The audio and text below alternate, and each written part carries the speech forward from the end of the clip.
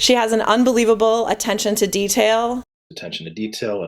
Sue is really good at her attention to detail. I would like to take this time to honor our data queen, Sue Knisely. Sue Knisely has been a part of District 89 for 26 years.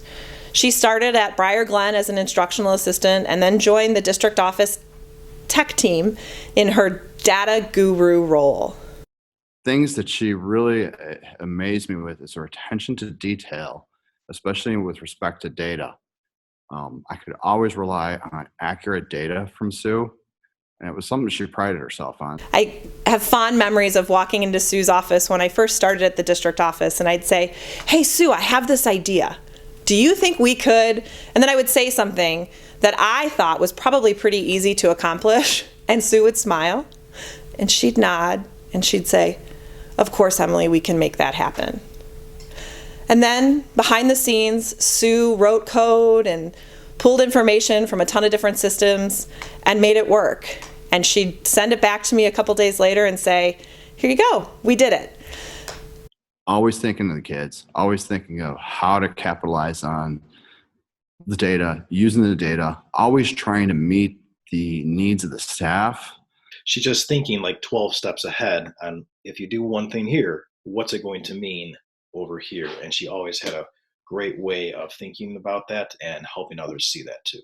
But the cool thing was, if a teacher needed a report or an administrator needed information, give Sue a few hours and she would come up with a solution.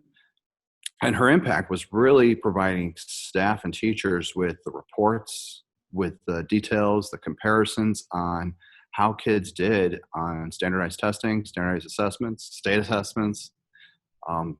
So she would always be willing to show those correlations, and she would amazingly drill deep into it and come back with reports that reflected per student so that a staff member could look at that data and quickly glance and quickly assess and figure out how to adjust instruction and what a teacher could do to meet the needs of that particular kid. It's had a huge impact on the decisions that teachers and administrators made to meet students' needs academically and program-wise. So all of her ability to have the student assessment data and other data at the fingertips of administrators and of teachers allowed them to make the best educational decisions whenever they needed to meet the children's needs.